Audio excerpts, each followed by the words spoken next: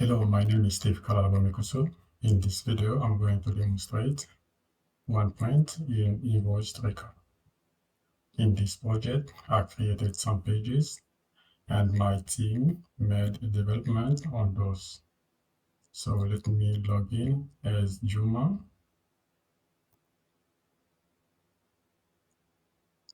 I am now in Juma dashboard.